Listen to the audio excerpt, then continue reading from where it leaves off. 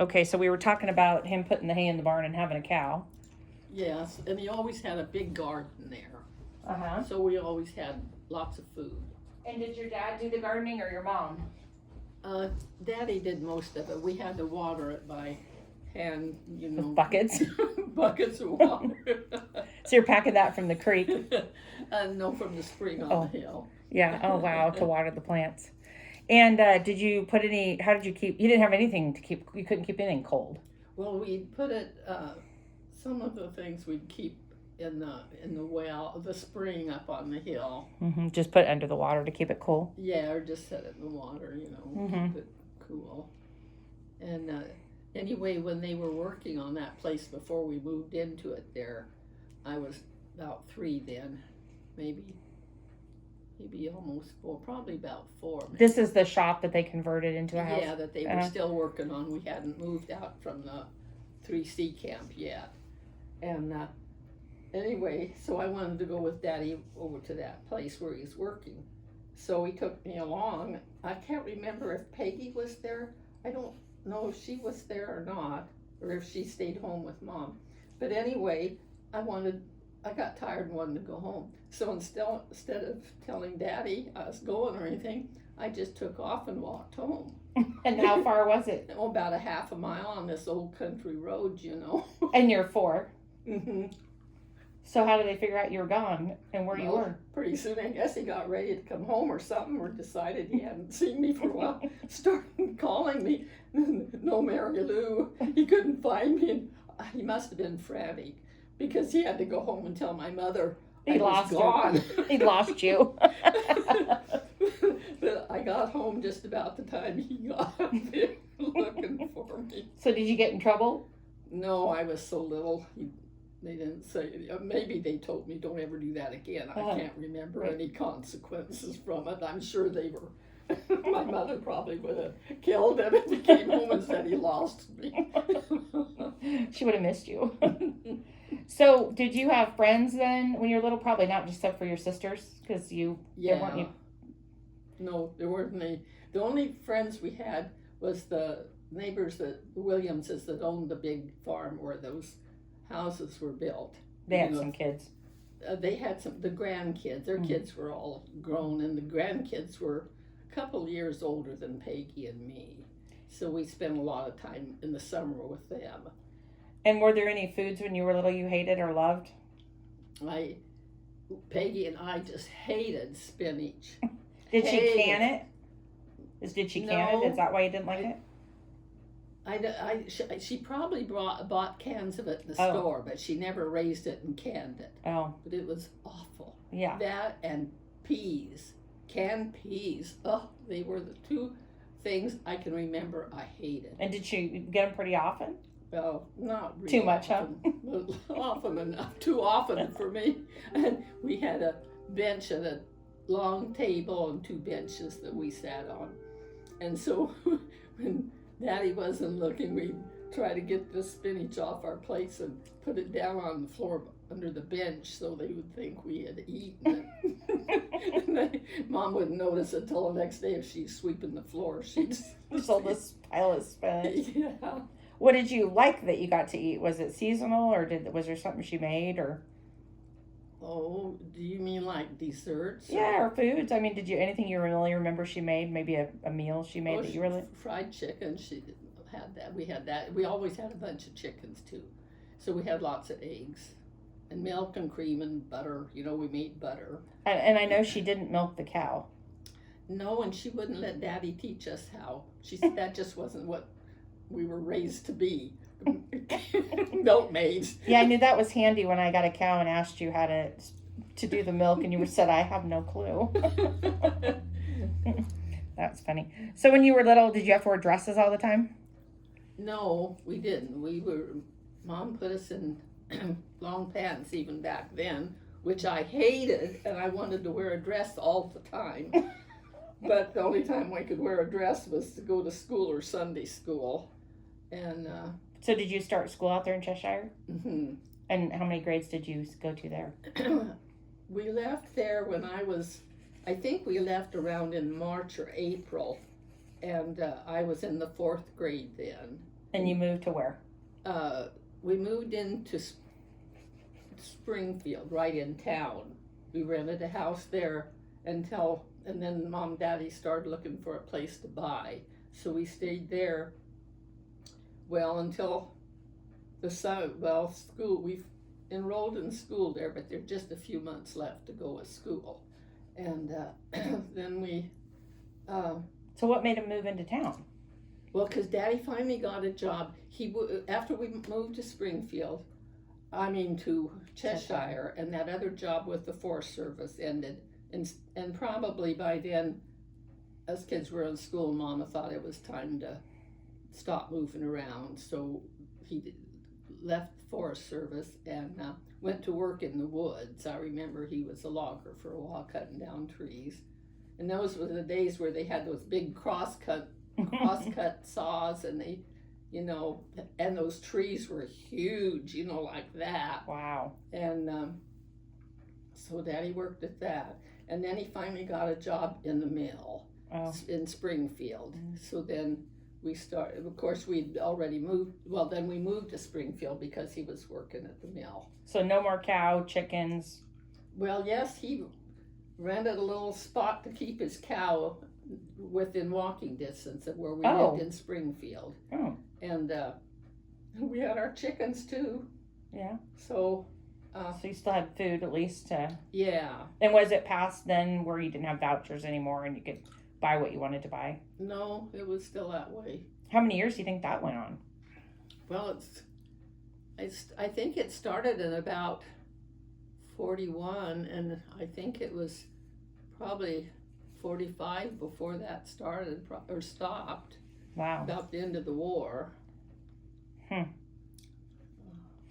So what things did, after when it stopped, how did you do things differently for food when you could buy what you wanted to? I mean, is there certain things you did to get around that or supplement? Well, if your neighbor had extra coupons they didn't use, maybe they didn't use all their coffee coupons or their sugar, trade at them. They'd just give it to you, mm-hmm. And then you could, as long as you had the coupons, they didn't care where you got them, they didn't question you or make you prove who you were or anything. Mm-hmm. But it was so nice when sugar wasn't ration, Mama could start making candy and cookies and everything again.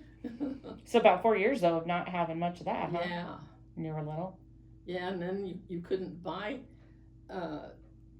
refrigerators or anything, because they used all the materials that you'd use for appliances, for the war effort, making bombs or whatever they made. Mm-hmm. So that was real scarce. I think I was about in the sixth grade when we finally got a refrigerator, and that was so exciting. That was the first time you ever had a refrigerator? Yes. You were about how old? 6th grade? About the 5th or 6th grade. So the house you rented in Springfield, did it have electricity and running water and a bathroom? And a bathroom. Was that the first time you had an indoor bathroom? Yes. It was in Springfield. And you were how old? I was 9 when we moved there. Yeah, that's 9 me. and a half. Mm-hmm. Before you had indoor plumbing. Yes. Which again, I can't laugh because I now have no indoor plumbing. But, and I live in 2023. But this was back when normal people did things because they had to.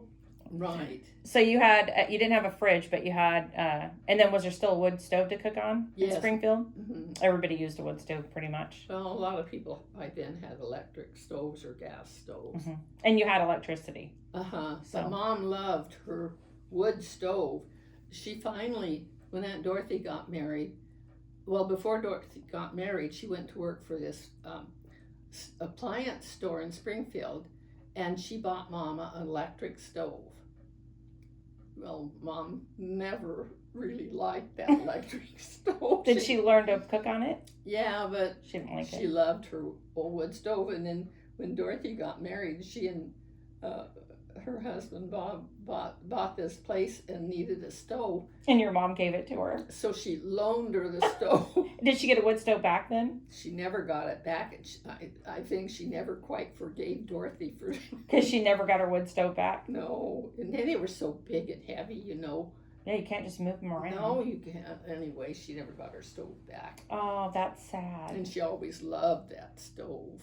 Oh, that's funny. You'd think, especially in those hot summers, and she had a can on them and everything, you'd think she'd just love that The electric stove. That's funny. And how about shoes? When you were little, did you guys have more than one pair of shoes? Did you only get one pair a year? We just had shoes till they wore out. Wore the same pair until they were gone. Or they got too small, you know. Mm-hmm. But I know my Aunt Betty Jean gave, I don't know if she gave Peggy her, she was a couple years older than Peggy, so she usually gave her hand-me-downs, you know, when she outgrew them, she gave them to my sister. But for some reason, Peggy didn't use them, and they fit me, and I just loved them. I'd polish them every night. Were they were like dressier shoes, not work shoes? Yeah, they were a little more dressy than my regular school shoes. But you got to wear a dress to school, you said. Mm-hmm. And you started school in Cheshire and then went to Springfield. Mm-hmm. And what do you remember the name of the school? Springfield. Bratton was the name. Is it still around? I think so. I think it's still there, or probably.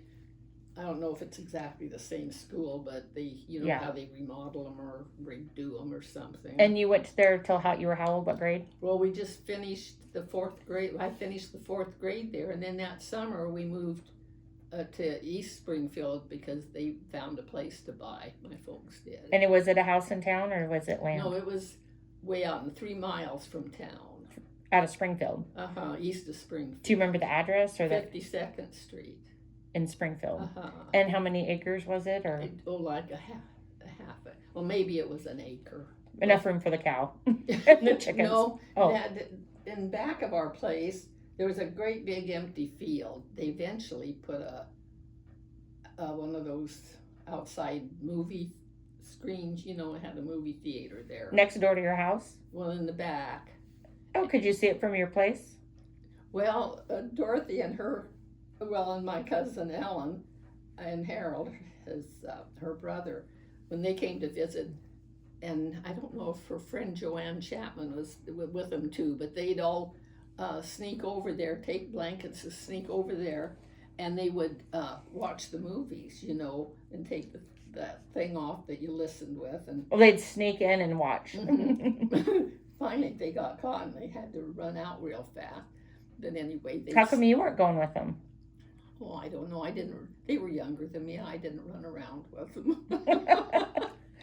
I was all of about 10 or 11 then. You're way too old for that. Yeah. So then you were going to school where? Mount Vernon. And is it still around? Mm-hmm. And it's in Springfield? Yes, you go to 42nd Street. We lived on 52nd, so it must have been a mile towards town. And then you go off that on this other road, and it was about another half a mile or 3/4 of a mile down that road. Have you been down there to see if your house is still there? Yeah, it's still there. Is it still being lived in? Yeah. But do you remember the exact address? Not the exact, because we just had a street. The main road, our mailboxes were down there, so we didn't have house numbers. And did you have a phone? Oh, no, Daddy would never let us put a phone in. Ever? No. You never had a phone? Well. Did he just not want it or didn't want the expense? Probably both. Mm-hmm. And he probably thought us kids would be on it all the time. Sure. And he just didn't want it. Didn't want it. And was he working in the mill all this time? Mm-hmm. Even after they bought that place? Mm-hmm. And what did Grandma Alice do during that period? Just kept house? And yeah. Did she like to do anything else? Anything she liked to do? In particular, she sewed, but only because she had to. Yeah, she sewed. She used to make all of our clothes when we were living at Cheshire, and she was a good sewer and a good cook. Was she close to her family? Yeah, but they all lived at Myrtle Point. We didn't have any family that lived around there. No aunts, uncles, cousins, or grandparents, which was sad. Whenever we go to Myrtle Point to visit, we usually went about twice a year. And it was so exciting. Oh, I just couldn't wait to go there. It was just the highlight of my life, was going back to Myrtle Point. Did you go there and stay without them, or only when they went? Usually in the summertime, I got to go for a week. And stay with Grandma Minnie. And what did you do when you're there for the summer? Oh, we walked everywhere because my grandparents never had a car, and so my Uncle Albert and Aunt Cherry and their two kids who were about Dorothy's and my ages, I was usually by myself. I'd walk up there, clear from Grandma's place, into town, and then up on those big hills in back of the Myrtle Point, way up in there. They lived up there, so I'd walk up there. Is that about 3 or 4 miles? No, it was probably about 2. What job did Grandpa Pee Wee do then? Was he working then during that time? Yes, he worked for the railroad for 30 years. Oh, till he retired? And he retired when he was older? Yeah, 64. Probably 65, I imagine. So when you retired back then from the railroad, did they give you a payment every month from then on, or you just had Social Security? I think just Social Security, but I'm not sure. So you retired if you had to and kept working if you could. Yeah, but he retired when he did, So when you went to school in Springfield, how long did you go to that one? Till you were in what grade? Just a few months. Then when I was in the 8th grade, before that, when Peggy was in the 8th grade, then they bused the 8th graders. No, I don't think they even did that then. I think she graduated from the 8th grade there at Mount Vernon. But when I went, then the 8th graders, they bused them into Springfield. To the Springfield High School? Junior high. It was a great big, I think it might have used to been the high school. Did you like going to that? Yeah, it was kind of exciting because we got to change rooms with every class. We'd go, like one classroom was the math one, so we all went, there were just, 30 of us kids or so would be in there for math, and then the next class might be social studies, so you all marched out of there and went to... And you liked that? Yeah, it was fun getting to do something different like that, go in different rooms, different teachers. If you didn't care for a teacher, then you didn't have to have them all day for all your classes. And what was your favorite subject in school? Or what were you good at? Well, I was good at reading, and I hated math. Me too. But that's because when I was like in the 2nd and 3rd grade, addition was okay, but the subtraction, I just couldn't get through my head. I had to count on my fingers, and one time we all went around a little table, our classroom, or not the classroom, but our class. How old were you now? Probably the same. Well, I had the same teacher, 1st, 2nd, and 3rd, but the 4th year we got a new teacher. But anyway, we were back there in the math class for the math, and it was my turn to say what the answer was. Well, I had not a clue, and so I was just sitting there trying to figure it out, and she took her pencil and hit me on the hand with it. Well, I was so humiliated. Did you cry? Well, not in the class, but I cried all the way home. Did you tell your mom? No. You didn't tell anybody? No, except my sister knew it. Yeah. She probably threatened to tell if I didn't do what she wanted me to do, polish her shoes or something. Who was that, Dorothy? No, that was Peggy. Peggy. That was blackmailing you? Yeah. And back then, just to step back a little bit, but I remember you talking about swinging from the tops of the trees. Tell me about that. Well, on that place at Cheshire, it was just a wonderful place for kids to grow up. We had a big creek, and we'd go fishing in the creek, and sometimes we never could catch much, but at night I would put a worm on my pole and then go down to the creek. There was a little bridge that went across the creek, and I'd put my pole on the bridge and weight it down with something, and then in the morning sometimes I'd have a fish on it. And so I remember my dad going to work one day, and he called back up at the house and told me to go down in the creek. I had a fish on my pole. That was so funny. Exciting. And then we'd catch big wash tubs full of crawdads, but in those days Mom wouldn't cook them, and we couldn't eat them. Oh no! I guess she didn't know people ate crawdads. Oh, that's sad. Oh, it was terrible. When I look back and all that food you could have eaten. Yes, you'd have lived like kings. I know it. And then one time my dad loved 4th of July, and he always would go to town and buy lots of firecrackers and Roman candles and all those things, and shoot them off it. And so one time we went down to the bridge where the creek ran low, and he was lighting firecrackers and throwing them in the water, And anyway, something happened, and that whole package of firecrackers went off in his hand. And his kids was screaming, "Daddy, jump in the creek, jump in the creek." And off the bridge into the creek. He did? No, he didn't. But that's where he'd had to go. Mm-hmm. And then, speaking of the bridges, then just down the creek a little ways, there was this big 2-plank board bridge that went across there. We called it the footbridge. This is from at Cheshire to get from the house to the road? Well, you could go that way. Uh-huh. And it'd come out at the road, the little trail. But and in the wintertime, it'd get cold and freeze, and the boards were frozen, frost on them, ice on them, good and slippery. And us kids, instead of going across the bridge where the car drove over, we'd go down there and we'd skate across that bridge. And by then the creek was a big rolling, boiling creek in the wintertime. Wow. If we'd have fallen in, we didn't know how to swim. We'd have drowned. If my mother knew we were doing that, we'd have been in big trouble. You guys didn't know how to swim?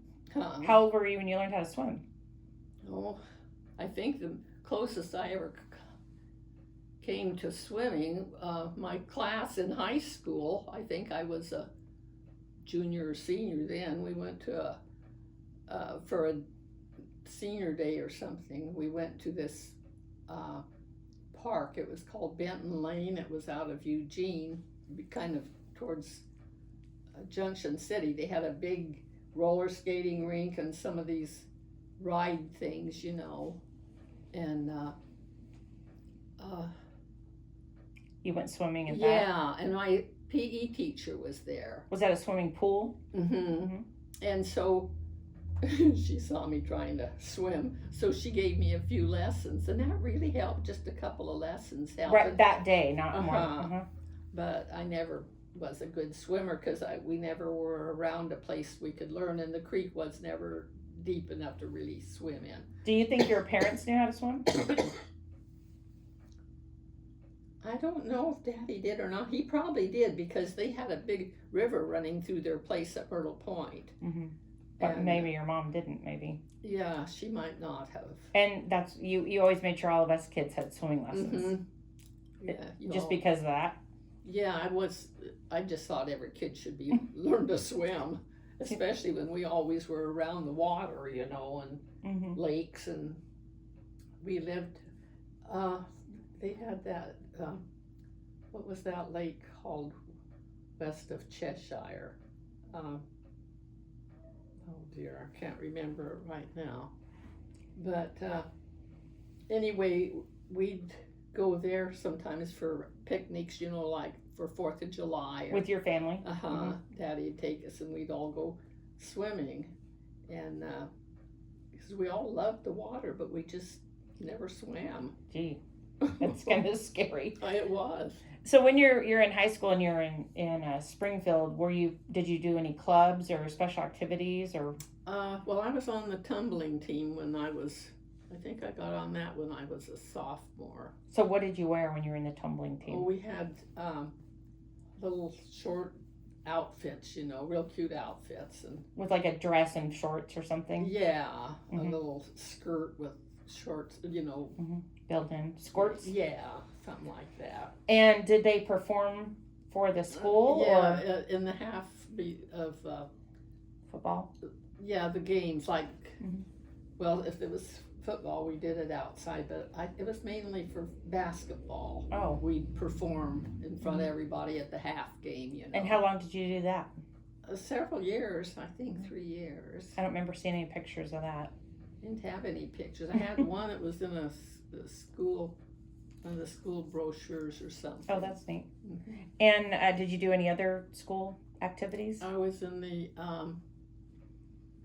usherette club. What's that? Well, when they had musicals or plays or something, and people come in and you take them to their seats. And what made you get on the usherette club? Well, Peggy was in it, and they got to wear formals and Oh. dress up nice to, when we Go to the events. Yeah, to usher the people to their seats. We wore formals, and that was really exciting. Was that to take adults to their seat or kids? The adults. Oh, like the parents and stuff that would Yeah. come? But it was at the school. The high school. Mhm. And did they have high school dances then? And did you go? Yeah, I did when I was a freshman, and maybe a sophomore, but I didn't after that because I'd started going to the EUB church, Evangelical Church, and they didn't believe in dancing. Oh no, really? Uh-huh. So you didn't go to any for your junior or senior year? Uh-huh. And how did you get to go into that church? My girlfriend, Maddie Lou Rao, went there and asked me if I'd like to go. And you guys were friends for how long? Always. I still keep in touch with Oh, her. she's still alive now? Mm-hmm. How old is she? And she's a year older than me. So she's 91 and you've been friends since you were juniors in Uh-huh. high school. Well, yeah. And did Or she sophomores, I guess. did she go to that church the whole time then? Mm-hmm. Until she got married, and now she lives now she's in a retirement home in Portland. When's the last time you saw her? Oh, I haven't seen her for probably 50 years. 50 years? You've been friends for all that time, but you haven't gone to see her? Well, I take that back.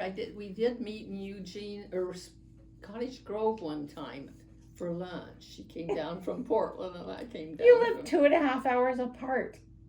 Well, by then I lived here, so it was quite 2.5 hours to Portland. 300 or 3 hours. Yeah. Yeah. Wow. But you've remained friends. Talk on the phone. Just once in a great while, about once a year. Yeah. Oh, that's so funny. So you didn't go to prom then? Or did It you? seems like I did go to the prom once. Had a big fancy dress? Did your mom make you something? Yeah. No, I bought. Well, for one of the things I went to, maybe it was for the Usherette Club, I had this formal.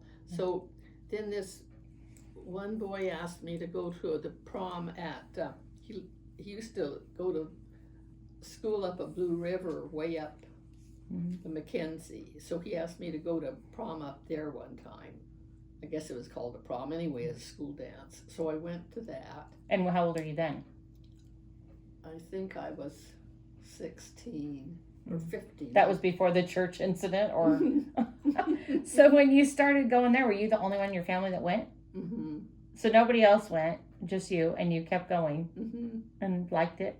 Mm-hmm. What did you get there that you didn't get elsewhere? I mean, why would you choose going to church? Yeah, why would you give up the going to dances and all this stuff? Oh, just because I thought that's what the Lord wanted me to do. Right. You know that. Well, it probably was at that time. They were pretty strict in those days. All the churches, you mean, or just that one in particular? Well, a lot of them were. Mm-hmm. And so, any sports besides tumbling? Well, when I lived at Cheshire, the whole school played baseball, and Girls and boys all together, or? Yeah. There was probably only 15 kids in the whole school. And one time we had a fire drill. At Cheshire? And like I say, it was a one-room school. We didn't even have inside bathrooms or water, So the teacher had taught us how to a fire drill. It's what you were supposed to do on a fire drill. So she'd say, well, we're going to have a fire drill now, and you all march out. She taught us how we're all just supposed to march out one row at a time, if the schoolhouse was on fire. Well, what did she do one year? She had this one boy go outside, like he's going to use the restroom outside, and he came in the back door and he screamed, the schoolhouse is on fire. Well, I don't even remember getting out of that schoolhouse. I just remember I got out in the yard, and this boy and there was another boy, his name was Vernon, I can't remember the last name. the two of us got out. We looked at each other. We looked at the school. Well, that's no fire. And here came the other kids all marching out so nice, like we'd been taught to do if the schoolhouse was on fire. Boy, did we get in trouble. They might have burned up though, and you would have made it. That's for sure. You're a survivor. I think we flew out there. I cannot remember even walking out there. I just remember being in my seat and being out in that field, with the playground. With no running water, did they have a plan to put the fire out, or it was just get out? Just get out. That's funny. So what was your favorite thing to do after school when you were in Cheshire? Well, we just had to go home. You went home and did what? You just went home and played, or did you have to help with stuff? Play. We didn't have to do much. Well, in the summertime we had to do much. You know, we had to water the garden up there on the hill. And how about when you're in Springfield? What about after school activities? Anything that you did after school? Just go home and sit in the house? I mean, what did you guys do? Oh, I guess we just went, well, it depends. I guess in school, we went to school, we'd go home, and then if we had schoolwork to do, we'd do that or clean our room or something, you know. How many rooms did that house have that you guys bought? It had 2 upstairs and 1 down. And so you girls shared rooms? Yeah, Peggy had a room of her own, and Dorothy and I shared a room. And so what was your favorite thing about Grandma when you were young, Grandma Alice? Oh, we loved when she made candy, especially taffy. She was the best taffy maker you ever ate. If you ever ate her taffy, you could never go to like the coast where they had all that saltwater taffy and stuff. It was just something you couldn't even eat after eating Grandma's. And she'd pull it, and oh, it was so good. And how come nobody ever learned how to do that as good as her? Well, I made some taffy, and then I taught Sam, Deanne's son, Sam, to make it, and I think he still makes it, or he used to. You'll have to ask him one of these days. Remember her stirring it with a candy stick, and I remember dropping it in the water to test it. Yes. Grandma Alice. But she made real good candy. She was a good candy maker. She'd make fudge and pinoche and divinity and all those. And it was funny because she was always skinny and little. Yeah, she never put on a pound. Did she eat it? She ate the candy? Oh, yeah, but she was never a big eater. And she didn't care too much. Well, she liked sweets, but just a little bit. And then she wasn't one to sit around and eat. She just liked making it? Yeah, she'd make it, but she didn't. You know, she'd have a piece, but not like the rest of us. We'd eat it all day if we could, you know. And so after they went their separate ways, did she end up working then? Yeah, she went to work at a drapery. This woman in Eugene had a drapery shop, and I guess she put an ad in the paper, so Mom went and answered the ad, and she got hired. She'd never made drapes, but they taught her how, and she was real good at it because she sewed all the time, you know, making our clothes, and she was a good seamstress. And how long did she do that? Do you need another break? Oh, I'll just have some water.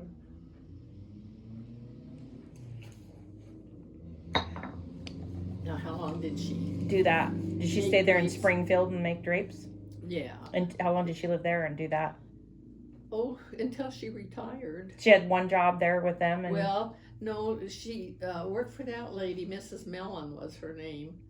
And when she retired, I guess she retired, then Mom went to work for another lady. And she made, I can't remember what that company was called, whether it was just I know she worked for this lady and her daughter. Did she drive a car? No, she never did drive. So she never drove a car? No, she bought 2 cars and was going to take lessons. I think she might have taken 1 or 2 lessons. But Mom wasn't good at following through anything she did. Is that right? What did she, like what? What was a good for instance of that? Well, she wanted to learn how to type. She always thought maybe she'd get an office job. Well, so she got this typewriter. I guess she bought a typewriter, and then she went and took enrolled in a typing class but I think she only went once or twice, and since she didn't learn how to type, she That was quit. that. You can't learn it in one lesson. Why does anybody That's need right. it? She did that with her driving too. Oh, so she went and took a class, but then that was that. Mm-hmm. And she owned 2 cars, but never drove. Right. What do you remember? What they were? Oh, first one was an old Chev coupe. I don't remember if it had 1 or 2 seats in it because I never drove it. It could be a good playhouse since she didn't drive it. Yeah, but Dorothy always managed to drive. Oh, did she? Yeah, I think Peggy taught her how to drive, and she'd drive whenever Daddy went down to Myrtle Point to visit his family or tend to the ranch or something. He'd have Dorothy go along and drive. And you didn't? No, by then I was married. Oh. But so they were still living at home? Dorothy was living at Mom's. Yeah, Oh. Daddy had. Peggy was gone. Yeah, she was married too. She got married before when I was 15 or something like that. Mm-hmm. Huh, that's funny. So what was your first car and your first job? Well, when I lived there on 52nd Street, when I was 16, I got a job. There was a little, they put in a little restaurant at the end of our lane. Mm-hmm. So I got a job there in the summertime, working in that restaurant. And what did you do? As a waitress? Yeah, I don't know that it even had, maybe it had 2 little tables and then a bar, you know, or stools. And one time a man came in and said he just wanted a cup of coffee, and he said, I want black. And I said, well, I'm sorry, but all we have is brown coffee. What did he do? He was rather speechless. My boss was, I guess, cooking some hamburgers. I think his teeth about fell out of his mouth. Well, shoot, how'd I know? My mom and dad always drank cream and sugar in coffee. It was always brown. It wasn't black. Even if you didn't put cream in it, the coffee was still brown. brown. And you knew what color was. We didn't socialize a lot, so I didn't know what black coffee was. Did they play games at night when you were a kid, like cards or no, any kind of games? I don't know why they didn't, but they didn't. But us kids always had some, like checkers and Chinese checkers and things. But so you worked at the restaurant. Did you buy a car then, or what was your? No. Then after I got married, then and that fell apart. So I moved back with Mom, and we with the 2 boys. Yeah, and I went to work at a little restaurant as a car hop. And so did she watch the boys, and then you went to work? Yeah. Mm-hmm. And did you have a car then? Then I borrowed. I saved up my tips and bought a little car. From while you were being a car hop. What was the place called there? Chod's. CHADS? Chod's? I think it was CHODS. Chod's. And it was a hamburger joint? Yeah, you know, kind of they had some meals. Did you have to wear a uniform? You could just dress however you wanted. But they didn't have seats inside. Yeah, they did have tables and seats inside, but it was small. Uh-huh. Probably about as big as this room. And how long did you work there? I worked there about a year, I think. And then what'd you do? And then I got married again and didn't work anymore till after. And where'd you live then? Out at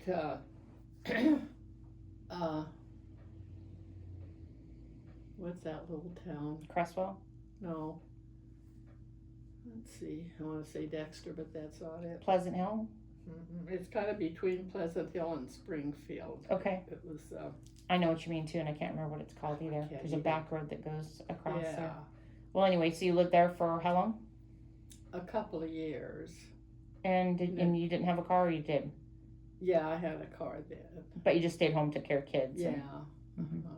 And did you have any outside social interactions then, clubs or things you No. did, or I started when I worked at that restaurant too. I saved my tip money and I saved the tips and bought my car. Then I saved the tips and bought my piano. So I was going to take piano lessons. instead you forced all of us to. Huh? Instead you forced us to. Yeah. So I just took piano lessons probably for 6 weeks, and it just. So you didn't follow through. No, I would have, but too many kids. And Was that when you were there, or when you were up at that little town where you lived? yeah, with the little town. That's where you took the lessons. Yeah. And did you keep that piano? Yes, until you took the lessons. Oh, that's the one you had clear up Dan until. took lessons, and So you had it for probably. yeah, I drug it out everywhere I went. And that was a heavy piano. Yeah, it was one of those big old uprights. So from there, where did you go to? Oh, then we moved into Eugene on Moss Street. That was in the University District, a real nice little house, a whole big house. It had an upstairs and big living room with a fireplace and a nice yard. So we lived there until, well, Till you didn't. several years. And from there, Came to Roseburg. and where did you meet Dad at? Then I went back from Roseburg. Oh, you moved to Roseburg and then moved back? Yeah, I was here and went through the Roseburg blast. The kids and I were here. And you were single then. Mm-hmm. And Well, why did you move to Roseburg? Because Dan's dad came down here and bought a gym, Yeah, okay, so that's how you ended up here, and then you moved back to Eugene. Yeah, after the Roseburg blast blew our house down. And so talk about the blast, because I know one of the things you talked about was your parakeet. Lost a lot of feathers. But you said you were still pulling feathers out of the piano Yes. 20 years later. And glass. And glass. So from what the happened with the broken blast? windows. Huh? What happened with the blast? What were you doing? And Well, it was the middle of the night. I was sleeping, and it was an old house. It was right on Oak Street here in Roseburg, by the river, on the river.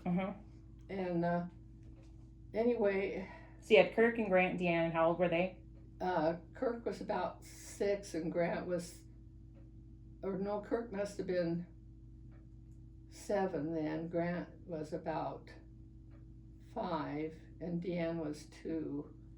And so anyway, we had a screened-in back porch. It was all screened in and wood up part of the way, and then the screen. And it was summertime, so I had a bed out there for Kirk, and then there was a wall between my bedroom and his bed outside on the porch. It was all together there, practically just a wall in between and a door going out on the porch.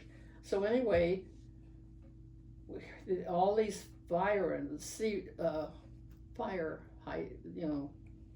trucks went by the road. Before the blast, that just woke you up? Yeah, it woke me up. So I sat up, and you could see all these flames coming towards town. I lived right by the bridge there. Mm-hmm. And I thought, I better wake Kirk up. He'll be upset tomorrow if he finds out there was this big fire and I was watching it. Sure. And he could have watched it. Mm-hmm. Fortunately, I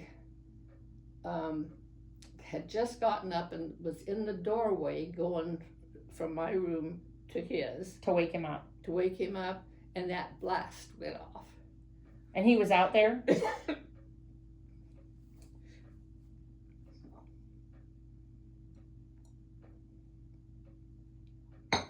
Yeah, and anyway, when I looked, there was jagged glass like that where my head was. Oh. Where you were standing in the door? Mm-hmm. It had just shot glass and landed him in the door? No, it landed in the wall behind. Here was the bed, and I was looking out the window, and if you'd have been looking out the window when that happened. My head had been. Wow. So he was okay out on the porch. Yeah, because it was the other side of the house. It was on the same side, but it was screened. He didn't No have glass. any glass or windows. He had windows. Well, I know you cut your knee because you have a scar on your knee. Yeah. So how did you get hurt? Well, walking by, then. What was your first thought? I mean, when that happened, Well, what'd you do? I just thought something caught fire. I thought it, and then I Explode didn't up. know what the noise. Why Mhm. I knew something had blown up, but so And of course that woke Kirk up. So then we had to walk through the dining room and the hallway to get to the Was room. he crying or? No.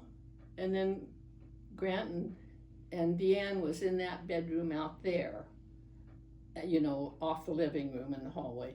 So we went to get them, see if they were okay.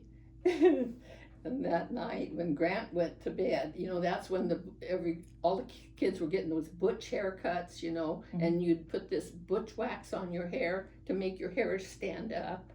All the boys had stand up hair. Yeah. Well, anyway, all the plaster was off the walls, and It blew the plaster off the walls in your house? Yeah. The whole house? Yeah, the whole house. So what did it look like? Just studs, or could you see through the walls? Just bare walls with no plaster or anything on. Wow. Well, anyway, so that made the air was white with all this plaster board stuff flying through the air, and it let out Grant's hair. So I went in there. He looked like a little old man with white hair. And Deanne was at her crib, and glass all over in the crib, but nobody but me got cut with glass, except that cut on my knee. Been a good thing you went to that church when you were in high school and didn't go to the dances, because God was watching out for you at the blast.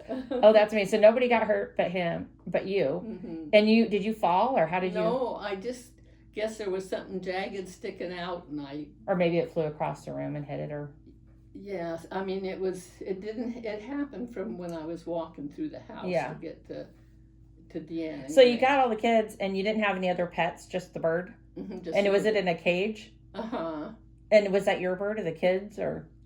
Oh, I don't even remember where it got. What was its name? I don't even remember that either. So it blew the bird into the piano.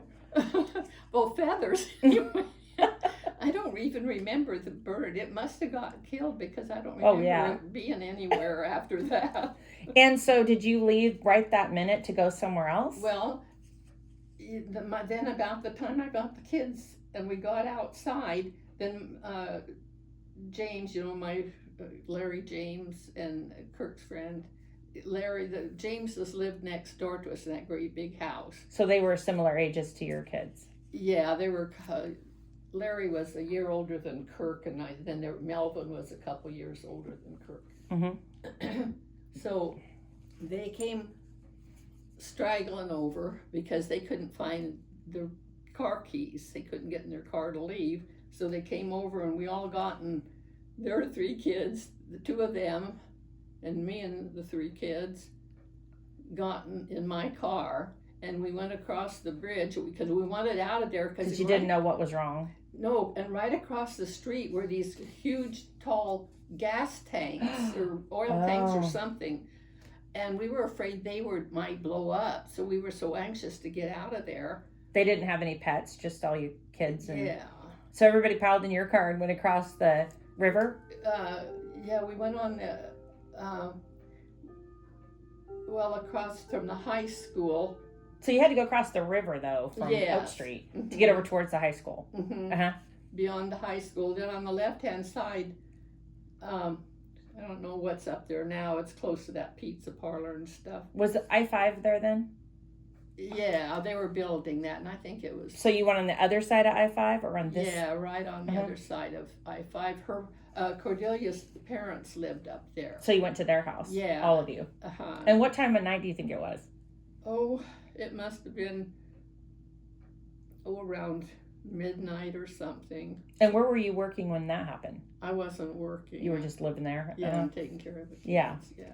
And so you went and stayed up there. How long did you stay up there? And then where did you go for a house? Then somebody from the church had a little house next to their house, a little cabin or something. What church was that? The Nazarene, and that's what used to be down here by the courthouse, No, I didn't know that. Well, that building there, it used to be a church. Right across the corner from the courthouse? Mm-hmm. Right by the elm tree, but across the street? No, on the same side. Oh, yes, okay. That's where the church was then. So anyway, somebody had that house, so I stayed there and looked for a house, but you couldn't find anything. Because they had so many houses that got ruined, Yeah, right? blown down, and so finally I just moved back to Eugene and stayed with Dorothy and the kids and her husband till I found a place to rent. Wow. Yeah. And then you got a job up there? Well, then I went to business college for a year because I knew I couldn't work in a restaurant again because I would have all the restaurants were open at night. I wasn't going to leave the kids and work at night. So how did you go to college? I mean, who paid for that, and what'd you do for money? Well, I had sold some stock that I had my dad had stock in the Lane Plywood Company. So before all this happened, I sold that stock, and the woman that bought it was just making payments on it. On the stock? So much a month. So I called her and told her just to send me the check, and I gave her the address. Mm-hmm. And I said, you'll probably be getting a call, but make sure you don't let anybody else have that. So she said, oh, I won't. She said, I know what you're going through. So she sent me that, and then I had... How much do you think that was? Oh, it seemed like it was like $175 or $200 a month, and then I had... So she just kept sending you that every month? Yeah, and then I had another $100 coming in. And how much was business school? It seemed like it was, I don't know, $70 a month or $50. And you went there how long? About 9 months. Oh, wow. And then did you graduate, or no? How does that work? I finally just quit. Well, they sent me for an interview on some job. They thought I was ready for a job, but I didn't get the job. But I didn't go back either. And then I put an ad in the paper for one. And you advertised for a job. And what did you say in like an advertisement? Oh, I just said how old I was, I think, and I'd gone to business. I guess I don't remember exactly what I put. Because I've never heard of anybody advertising themselves for a job. Usually, you just answer an ad. Yeah. But back then, was that common? Yeah, you could do that if you wanted a job. You put what your qualifications were. And I guess I probably graduated from high school and a year of business college. And what did you learn in business college besides typing and shorthand, right? Yeah. Anything else you learned while you were there? Spelling and math. Just all kinds of basic. Yeah. I So got real good at that typewriter. I could, by the time I quit, I could type, and we had perfect typewrite. You'd have a test and it's supposed to be perfect. And I could type. I finally got up to 100 words a minute typing on those old typewriters, and you'd throw the carriage, I'd go home at night and just cry. My shoulder hurt so bad. From typing and throwing that carriage, One time a girl threw the carriage and it just went flying across the room. That's so funny. So did you get an answer for your ad in the paper? Yes, I got a couple, and I had an appointment with an insurance company. They were going to take me to lunch the next day, and or a couple days or something, and interview me. But then I got a call from the union office in Springfield, and they wanted me to come right over and have an interview. They saw your ad also? And so I went over and they hired me on the spot. So I just called the other one, told them I already had a job. So what was that union? The IWA, which stood for International Woodworkers of America. And did you join the union then? No, I didn't have to. No, it was just the mill workers. And how much were you making on that first job? About $50 a month. And how much was your rent? It was $60, I think. Oh no, it was $50 a week. I made about $200 a month. Okay, and then your rent was about a quarter of that. So yeah, it was $60 a month.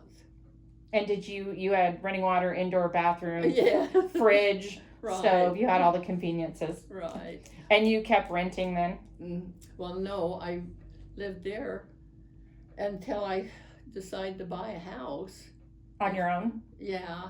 And did you? Then I did. I bought a house on Kincaid Street. Do you remember the address? It seemed like it was 32 something or other, 54 or something like that, on Kincaid Street. But it was a flat roofed house. I should never have bought it, but I didn't know any better. And the lady that sold it to me, she was a real estate lady, and she probably didn't realize either those flat roofed houses weren't very, They leak. Is it leaking? Well, it wasn't leaking until we hadn't lived there very long when that Columbus Day storm went through and tore roofs off houses. And in fact, I could look from my house down onto Kincaid Street, and there was a big, not a retirement center, but where sick people, Convalescent home or something. Yeah, convalescent home, I guess you'd call it. And 3 people from it got killed in that. So what were you doing when the storm happened, and then what did you do during the storm? I hid under the sink in the bathroom. With the kids? Yeah, we were all hiding. So, well, what happened? So you were sleeping and it started happening? No, we weren't sleeping. It was in the afternoon. Oh, and it started blowing and you got scared? Yeah. It was blowing bad. Bad, and then your dad was working down at the... So you were married then? Yeah, to your dad. And anyway, I called him and begged him to come home. I was terrified because we still had effects from that Roseburg blast. PTSD. PTSD before it was cool. Right. And so you were scared from the storm. So I was crying and telling him, come home. And he wouldn't? Well, he said, well, okay, he didn't think he really had to, but he didn't know how bad it was, Where was he working? And then I was talking to him, I said, oh, there goes the carport. Went sailing over to the neighbor's backyard. Your carport? So this house you bought before you got married, but then you lived there when you got married. Okay, and you were introduced by neighbors? No, my girlfriend Shirley Castle. Oh, introduced you. And Shirley and Jack worked down there where your dad. And did you get married in that house? Because I remember seeing a picture in front of the fireplace. No, I got married in Aunt Dorothy's house out there on the Lorraine Highway. Okay, so you're living in this, and he's at work, and where was he working? He'd worked for years at that. It was Manila and Cheryl down here. It wasn't the same, right? No, it was the kind of the same type selling of a things. Store. It was a supply store, like business, meals and. Did he travel around and sell stuff, or he just did it there at the office? He did before we were married, but then by the time we got married, they pulled him off being a salesman and had him just working in the store. And So he came home. Yeah, he came home, but he had an awful time getting home. And lines were down. So then he didn't think you were. Then he didn't think you were overreacting. Huh? No.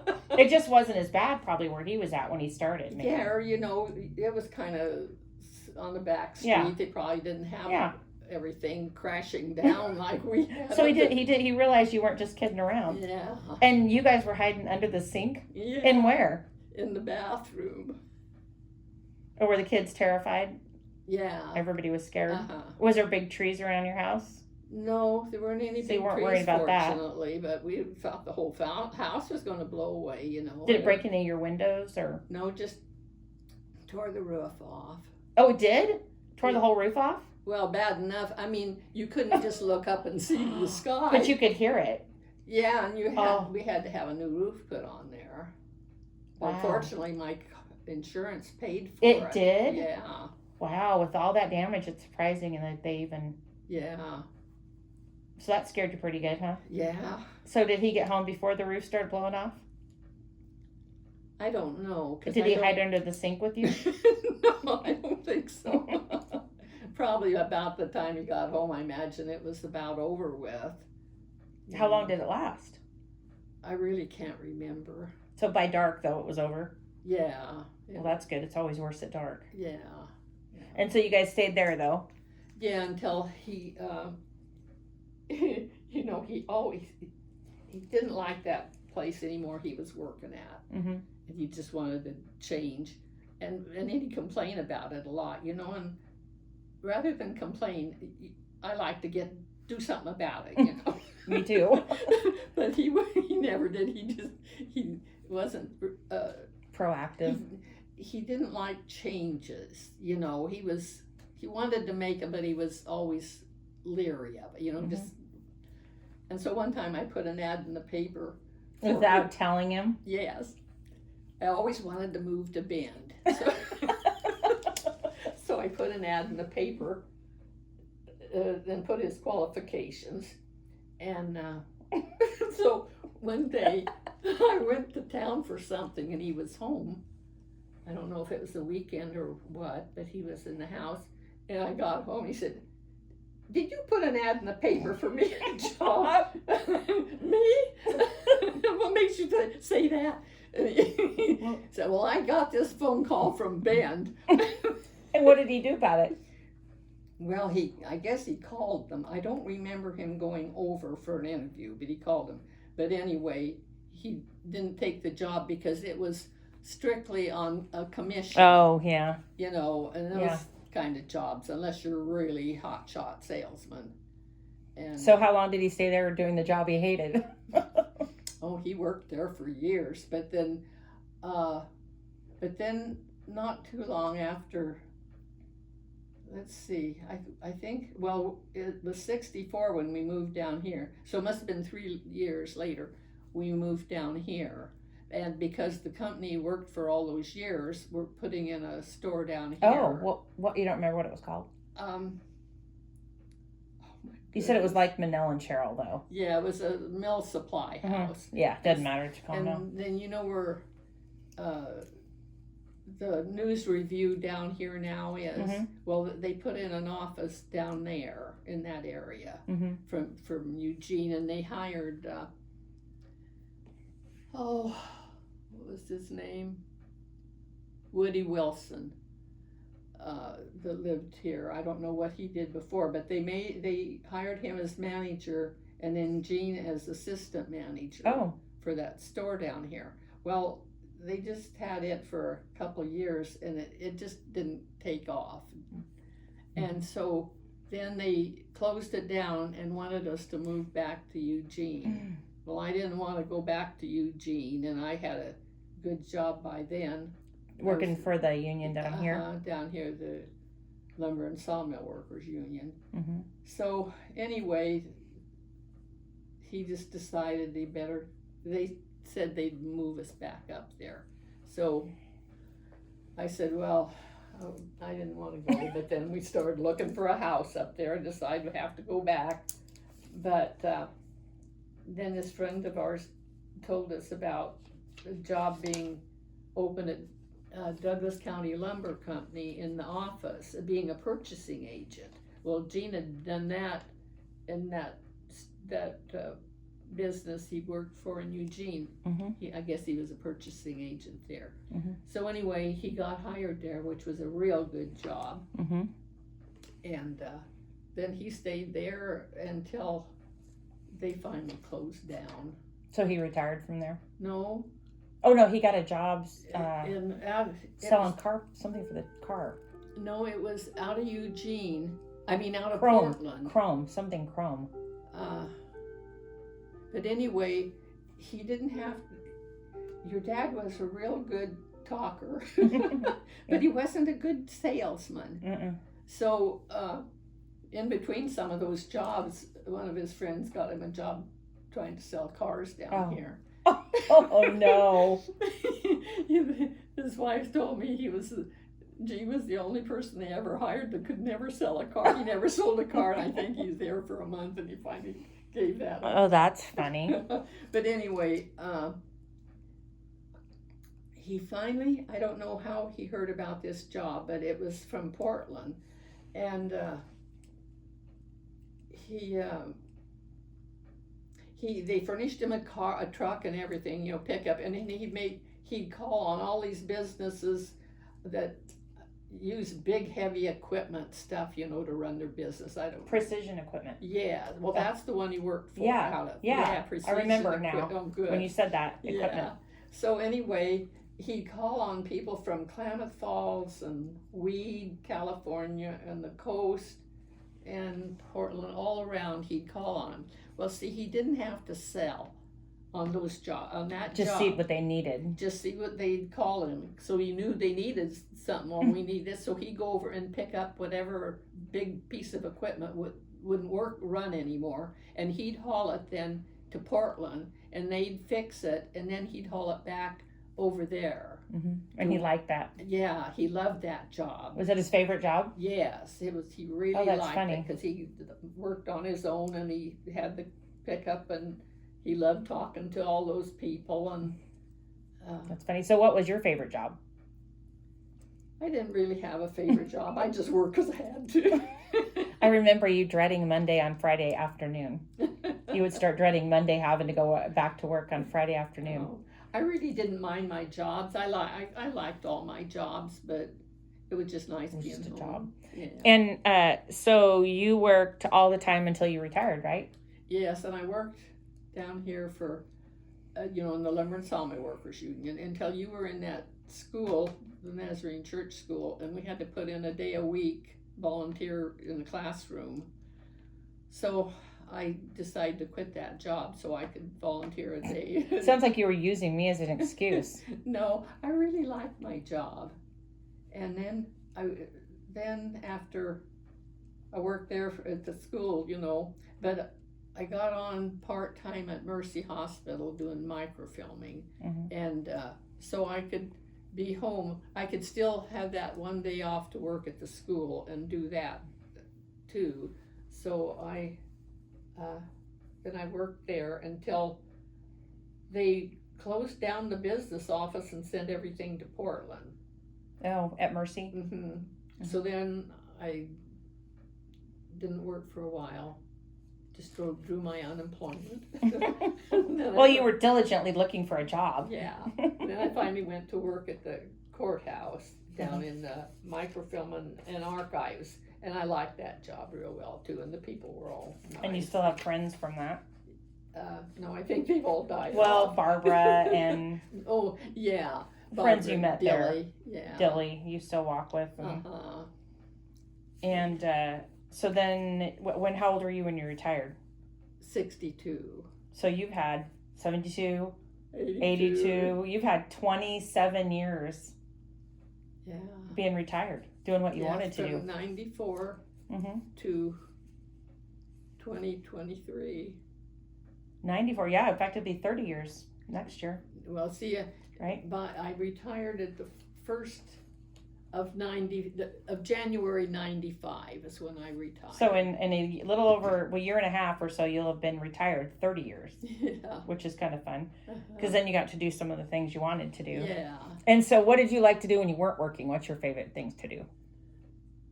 Well, I love to go up to the lake. We, had that cabin up there for a while. Diamond Lake. We were little up at Diamond Lake. And then after we sold that, then we bought a trailer and we'd go up there and camp, and that was always fun. I loved that. Did you like the cabin a lot, or? Yeah. And so how come you guys didn't end up buying that? I know you owned it with the grandparents. Oh, they started raising the taxes so high. They were finally, you pay taxes on the cabin, which wasn't much, but then they taxed the property. Even though you didn't own it. Yeah, so you had to pay taxes on the house and the property, and it got so where the taxes on the property was as much as what we were paying taxes on this house in town, and we just decided it was too much money. But I was always sorry we sold it. Until it burned down. Yeah. A few years later, right? Uh-huh. And then you were glad you didn't own it then. Yeah. And it didn't have indoor plumbing either. Uh-uh. Did it ever have indoor plumbing when you lived there? It had running water in the kitchen. Did you pump it, or did it just run with a motor or something? I think it ran with the motor. I think we just must have had a pump house. We just turned a faucet on and had water. So I have a picture of you with your little purse and your pink coat on the back of the snowmobile with your makeup all done. So when did you guys use the snowmobiles? In the wintertime. That the only way to get to the cabin? Uh-huh. So then you'd go around the lake and go to that, and then how'd you get into the cabin? Was it snowed in? Just drove in with the. Did you have to dig it out though to get into it or anything? Was No. there snow in front of the door? Well, you didn't have a car, you know. We just had the snowmobile. So To get in the cabin though, was it snowed in? Did you have to dig out the door? Yeah, a little bit. But not bad. No, not too bad. We didn't go up too much in the winter time. Well, we did quite a bit too, because we go pick up Grandma Alice, and we go up there and put you and the grandma in the, we called it the cutter. It was hooked on a little seat, you know, thing. Like a wagon behind. Yeah, Mhm. and it was on. So did you ride in the front? Me and Grandma rode in the back. Yeah. Mhm. That was fun. It'd be time we'd get up there from here at work, you know, it was dark and a big moon would be out, and Grandma just loved that. She and you would snuggle in that little thing back behind there, and then we would sail across to. So what did you do when you were there? Did you do a lot of fishing or? Oh, yeah, Grandpa did a lot. I didn't go out too often. Grandma Alice, did she like to fish? Well, not at that time. By the time she passed that. Just hung out. And, yeah. Mm-hmm. And so is there anything else that you really liked to do when you were able to go camping? I always wanted to go skiing, but every time I'd buy the skis, then I got pregnant. Downhill skiing? Yeah. You wanted to go downhill skiing? Oh, that's funny. So They didn't, in those days, they didn't do that cross-country skiing around here, but I would have loved that, you know. Uh-huh. But at Diamond Lake they had that though, right? Well, not really. It was just coming into fashion to that by the time I. So what's your biggest regret you didn't do? Or some of them. We all have regrets. Oh, I don't know. Not Nothing really. Well, that's good. Yeah. So what were some of the best things you remember doing? Like, did you go on special trips or we'd events? go. We took all you kids to Disneyland one time. I think twice. And we liked to go on picnics and. I remember camping. going up Little River to swim. Yeah, they had a wonderful swim hole up Little River. Jumped off the rock. Yeah, did that. That was fun. Uh-huh. And how about your kids? So what's give a description of each kid, their strength and their weakness. Start with Kirk. Okay. Well, Kirk was always very determined. But he's a very good kid. He never got into trouble. He always went to church and went to the young people's meetings and everything. And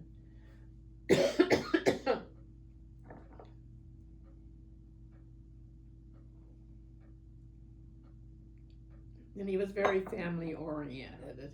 He was always, even when he was little, if we went on a picnic by a river and you kids would get close to the river, he just, like an old mother hen, you know, just, you kids get away from there now, and he would always make sure you didn't fall in the river or anything. Huh.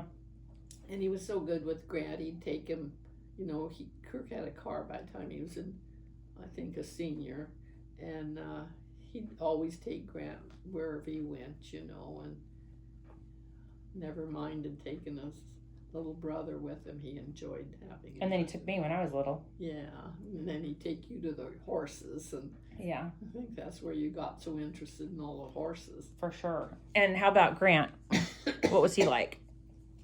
Grant was always a lot of fun. He was not as intense as Kirk was, you know. He was more laid back, but he and Deanne would play for hours with little toys, you know, little things, and he was always fun to be around. And real easy to be around, you know, Deanne and Grant. How old was he when he moved? Did he move to Arizona? Yeah, after he graduated from high school. So he's in high school? Yeah, he graduated when he was 18, and then after that he moved to... And how about Deanne?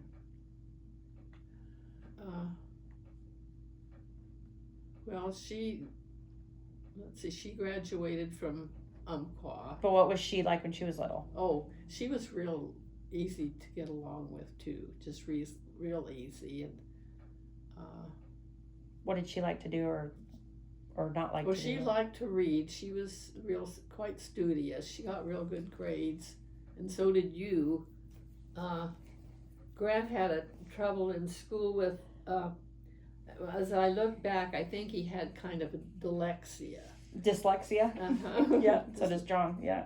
Because he could get real good grades in shop and metal shop or anything that work with your hands, he'd get good grades, but he wasn't real good at reading, and I'd work with him, but he just could not get it. And one time, and he was try so hard, he was in junior high, and when he got home, he'd not ever hardly go out and play. He'd go right to his room and start doing homework and try to get all his classes homework done and stuff, and just studied all the time. And one time the teacher sent a note home and said, you need to work more with Grant to get his his schoolwork done, and if he didn't watch so much TV, he could probably do better. And it made me so mad. I just flew down to that junior high next day, and I went to that teacher and I said, I'll have you know, he never watches TV. He never has time because he's so busy studying all the time. And I said, this really never happened. So she said, well, I don't know what's the matter then. And so she went and got the records out, and she said, well, for one thing, when they started junior high, they gave them tests to see which grade, how their grade level was. Well, I don't know if this was English or what it was, but anyway, they gave him tests to take to see the placement test. So for some reason, he did real good on that test. Oh, that's what happened in McCrae. And then he got put in a grade too high for him. Yes. And then he struggled. Yes, and just struggled and struggled. That's what happened in McCrae. Is that right? So anyway, she said, well, we'll just put him in this other class, and he won't have to work so hard, and he'll do better. And he would not go in that. He said, I'm not going in the class with all those dumb kids. Yeah. They'll think I'm dumb and stupid. I'm not going to do it. So I just left him in there, and he struggled. But he got through school and graduated. Yeah, he did. Well. But it was not easy for him. Okay, and then there's me. I was the easiest child, right? Oh, wait. Well, at least you kids were all good. You weren't always in a bunch of trouble that I knew of. Right. Except for you. Yeah, which you didn't know of. No. But anyway, you got real good grades. And, well, when you went over here to Eastwood, the teacher said, well, the thing about Marilyn, she gets her work done so fast because she likes to go around and help all the kids and show them how to do their work or what they're not doing. So that's what you do. You get your work done, and then I guess you had to help the teacher, but she either didn't know what she was doing or didn't have enough time. But oh, that's funny. I just remember thinking there was no reason to try for an A if I didn't have to try and get a B. Yeah. I couldn't really see the point. So my whole goal. You always got good grades, and then you took the 7th and 8th or something together. You got out of high school a year early. Yeah. Yeah, I remember the vice principal saying I could sell tin roof siding to a guy with a brick house. Is that what? Because I talked myself. I was 1 credit short of graduating a year early, and I finally talked him into. I badgered him until he let me out. He's gonna get me. I said, you can't make me go a whole another year for 1 credit. Oh, dude, that's what they were going to do? Well, the rules. Was that over here at the high school? Yeah, at the Roseburg High School. Gone over there.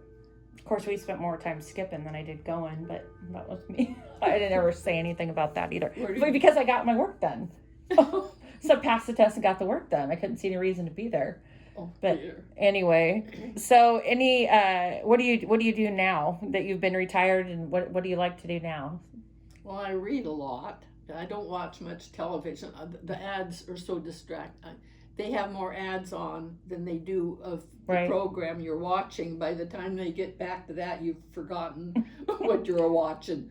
And what do you like to read? Oh, novels. I don't care about too much reading. story. You know, Real stuff, you real mean? stuff. You like fiction. Yeah, I Me like too. fiction. If I'm going to read for entertainment, I want to be entertained. I don't want So do to you have like to. mysteries or comedies or? Yeah, I like well all things. I like those that when it's kind of a mystery. There's a The kitty. Lawrence McNally's, is it the McNally stories? Mhm. Yeah. Uh, I don't know him. he's funny. Lives with his folks, and he's in his 30s, I think. And they're real rich, and he has his own apartment upstairs. And Oh, that's funny. they're real entertaining. You know, they're funny. It's not something you can't put down or go to sleep with. Right. Know. And it's a mystery? A little bit of a mystery. It's not it is a mystery, but it's not real deep, you know. So what do you do you like to work in the yard, or what things do you like to do? Not I really. used to kind of enjoy that. Now you have a gardener. Now I have a gardener. So you like to have a nice yard. You just don't want to work in the yard. Right. Not anymore. So what do you hate to do? Work in the yard. Perfect. And nowadays too, I guess you go to the coast a lot and travel with Dorothy. Uh-huh. So you guys go over there. What do you do when you're over there? Oh, we play the board game and we play cards, and they take our hikes along the cliffs of the ocean. We hike from just above Sunset Beach, and we go along the trail to the gardens. You just do that once usually when you're over there, or do you do it every day, or? We try to do it every couple of days at least, or every day if it's nice. Mm-hmm. But if it's not, we don't go. And then at night, what do you do? Watch TV? Dan play the games. What kind of And games do you read. guys like to play? Well, we play that one called I think we nicknamed it Divorce. What? And Gene and I and Norman and Ellen used to play it, and Ray and Dorothy too, and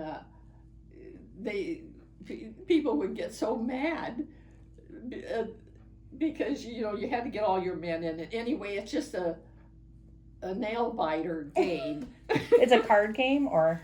Well, it has a board, and then it has cards, and you have to get these pegs in at home, and the one that gets in home first wins.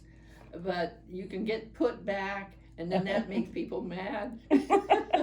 So we played that, and then we finally named it Divorce, because sometimes people get so mad they wouldn't play anymore. Oh, that's funny. And do you have a favorite food or treat that you like to eat? Oh, let's see. What would be your favorite dinner I if like you could? hot fudge sundaes. And if you had a favorite meal, if you were going to go out, is it? No. It doesn't matter. It's not that important. I like a variety. You like to bake bread, and you're very good at that. So we're all treated with that all the time. Thank you. And how about your favorite color? Oh, I think it's pink. I knew that. And biggest regret? Or do you have one? Not really. Well, yeah, but let's not go into Not for anything you want to pass on to the future, right? Right. And so, how about your proudest moment? Is there anything in particular, or just a culmination? Well, I'm proud of all my grandchildren for getting college educations, Mm-hmm. all of them did. I think, you're 3. Mm-hmm. Well, McCrae didn't. Well, he had a year of college, but yeah. Yeah. Mm-hmm. And so they all got their doctor's degree, and Sage and Angus. yeah. Mm-hmm. And then Dan's Yeah. boys all got degrees. And Michaela went to Mm-hmm. a couple of years out at Umpqua Community College taking nursing degrees. So I'm just proud of all of them for going to all of those lengths to get a good education and good jobs. And if there was one message you could pass on to the future generations, what would it be? What would you tell them? Oh, well, I'd tell them the first place to make sure they go to church regularly, and not just to church, but Sunday school and the church activities, because then as your kids grow up, they'll do that too and raise their kids in church. And all your kids are Christians, so yeah, so and they all raise their families that way pretty much. right, and it's so important. And most families, so many families nowadays, they just don't go anymore. A lot of people don't, and that used to, till television came along, it used to be that's where you socialized. People went to church and they had church friends and they did church activities, and so many families don't do it anymore, and I think that's very important. Okay, anything else? Oh, let's see. I remember one time when we lived in Eugene, that was before you were born, and I was working in Springfield at the union office, and I had this babysitter, and she was a real nice girl, and she was, older, 16 or so, and the kids didn't like her, so she thought they were in taking their naps, and they crawled out the bedroom window and walked out to their grandparents' place, clear out on the Lorraine Highway. It was about 5 or 6 miles out there, and they had cowboy boots on and blisters all over the heels. They made it all the way there, though? Yes. Oh, that's funny. It was really I'd already called the police. The girl was just frantic. She quit her job after that. Talk about PTSD. Oh. That's funny. Anything else you can think of? I think that's probably Okay, enough. well, I'm going to wrap it up then. Okay. Thank you.